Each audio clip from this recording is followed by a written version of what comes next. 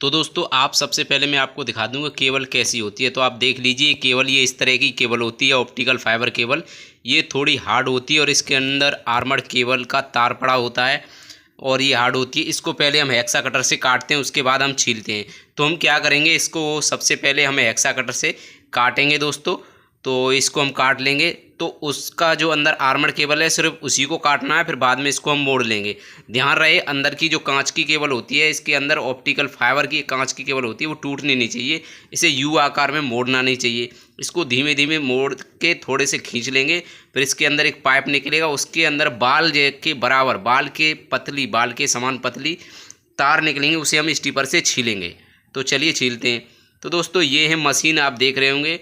और छीलने से पहले हम इन तारों को के अंदर स्लीप डाल लेंगे, जहाँ जॉइंट लगता है उसके ऊपर बाद में स्लीप को चढ़ा के और हीटर से गर्म करके, हीटर मशीन के अंदर होता है। इस तरह की ये मशीन होती है। ये 4 से 5 किलो के लगभग होती है, 4 किलो के लगभग यही मशीन होती है। और ये होता है स्टीपर कटर, ये कैंची के जैसा दिखता है। तो इसी से हम छीलते हैं। ये स्पेशल कटर होता है इसी के लिए, छीलने के लिए। और इसे हम बाद में टिश्यू पेपर से छीलते हैं। टिश्यू पेपर पे दोस्तों हमें बता दूं, पहले से थिनर या एल्कोहल लगा लेते हैं।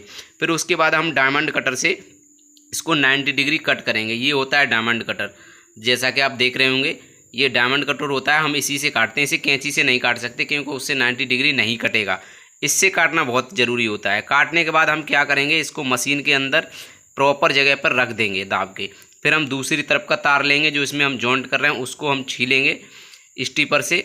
ये बाल के जैसा पतला, बहुत ही पतला तार होता है और ये कांच का तार होता है। इसके अंदर ऑप्टिकल तरीके से डाटा गुजरता है, लाइट के जरिए, लेजर लाइट के जरिए डाटा जाता है, जिसकी स्पीड 3 लाख किलोमीटर प्रति सेकंड होती है। ये एल्युमिनियम कॉपर का तार नहीं होता है, ये कांच का तार होता है, इसलिए मशीन से जुड़ता है।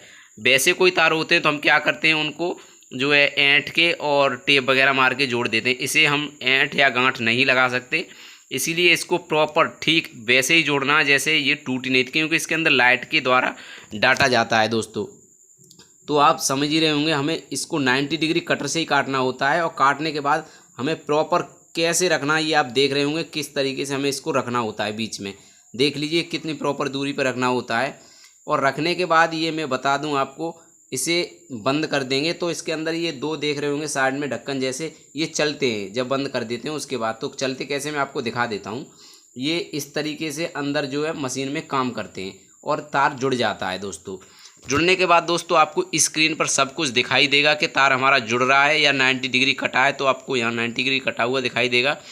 जुड़ने के बाद आपको ये भी दिखाई देगा कितना जुड़ गया है, कैसा जुड़ रहा है। अगर नहीं जुड़ा है तब भी मशीन बताएगी, और जुड़ गया है तो कितना जुड़ा है। मशीन में परसेंटेज भी दिखाता है, जैसे अभी दिखा रहा है लॉस, यानी 0.01 dB, यानी इतना लॉस आया है, केवल 0.1 लॉस आया है। इसी तरह इसमें 10 तक लॉस आ जाता है तो हम जोड़ देते हैं, पर जितना कम लॉस आएगा 0.00 आएगा तो सबसे बेस्ट जुड़ा हुआ माना जाता है दोस्तों।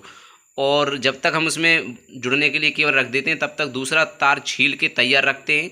और जैसे ही जो है तार जो है जुड़ जाता है, तो उसके बाद हम क्या करते हैं, इसको निकाल के इस मशीन के अंदर हीटर होता है, उसमें मीटर में इसको रख देते हैं दोस्तों। अभी आप देख रहे होंगे इस पर जो दिखा रहा है लॉस, वो है दिखा रहा है 0.01, यानी ये सही जुड़ा है। अगर ये 0.09 होता या 10 होता तब भी जुड़ा मान लेते हैं, लेकिन जितना कम नंबर आएगा या 00 आएगा तो सबसे बेस्ट माना जाता है। 4-5 तक अच्छा रहता है, 5 से ऊपर जाता है तो थोड़ा ख़राब जुड़ा माना जाता है, यानी ज़्यादा नंबर आएगा तो बेकार माना जाएगा। जितना कम नंबर लेके आएंगे आप जोड़ के, उतना ही बेस्ट स्प्लाइसर बन जाएंगे। जैसे स्प्लाइसर सबसे बेस्ट स्प्लाइसिंग कही जाती है। इसको निकालने के बाद जब तार स्प्लाइस हो जाता है हमारा इस स्प्लाइसिंग मशीन में, तो स्प्लाइसिंग मशीन के ही अंदर हमारा एक हीटर होता है। देखिए ये है हीटर, इसमें हम बंद करके रख देंगे और इस पर ये जो स्लीप थी उस पर चढ़ा के हम बंद करके रख देंगे, जिसमें गर्म होकर वो चिपक जाता है, ताकि स्लीप इधर उधर को ना खिसके। जहाँ पर जॉइंट लगता है उसी के ऊपर स्लीप चढ़ा दी जाती है दोस्तों।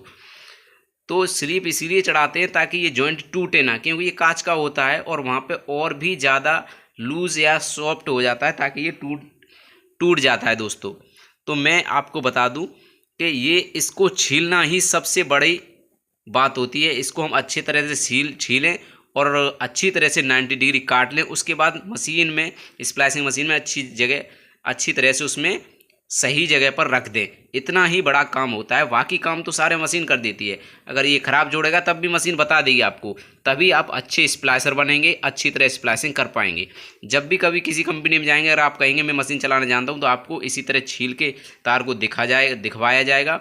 यानी आपको जब इंटरव्यू लेंगे तो पहले आपको से यही तार जोड़ के दिखवाएंगे। तो दोस्तों, जैसा कि ये जैसे ही जुड़ जाता है तार, तो इसको हम बार बार ऐसे ही करते रहते हैं। जैसे अभी ये जो है इसमें से निकाला और हीटर में रखा, आप बस इसको तार को छीलना ही सबसे बड़ी बात है। और छीलने के बाद अगर आप इसने को 90 डिग्री कटर से काट लेते हैं, डायमंड कटर से, तो आप ये समझ लीजिए तार अच्छा ही जुड़ेगा और कम से कम लॉस आएगा। 0 भी आ सकता है। अगर आप नहीं जोड़ पाते हैं तो आपको रिजेक्ट कर दिया जाएगा कंपनी से। इसीलिए किन परिस्थितियों में तार नहीं जुड़ पाता है तो मैं दिखा देता हूँ ये मशीन में कैसे नहीं जुड़ता है या 90 डिग्री नहीं करता है। तो देखिए, जैसे ही हम इस तरीके से अभी हम तार काट रहे हैं, ये जैसे ही हम तार काट रहे हैं, हम थोड़ा टेढ़ा या कैसा भी कट जाएगा तो ये मशीन हमें बता देगी, या टेढ़ा मेढ़ा उस पर रखा जाता है या सही जगह पर नहीं रखा गया है, तो फिर भी मशीन से आवाज़ आती है पी पी की, तो मशीन बता देती है कि तार अभी सही तरीके से नहीं रखा गया है, आप इसे सही तरीके से रख दीजिए। तो अगर तार नहीं रखा गया है सही तरीके से तो मशीन से आवाज़ आ जाएगी और आपको पता लग जाएगा कि तार सही रखा गया है या नहीं। तो आप फिर से उठा के उसे दोबारा से रख दीजिए। अगर तार टेढ़ा कटा है, 90 डिग्री नहीं कटा है, फिर भी मशीन में दिखाई देगा दोस्तों। तो जैसा कि आप देखिए, अभी मशीन में 90 डिग्री नहीं कटा है, बाई के पास दिखा रहा है वो थोड़ा टेढ़ा कटा है, तो ये दिखा रहा है। तो अब इसको हम दोबारा से छीलेंगे, काटेंगे और फिर से उसमें रख देंगे दोस्तों।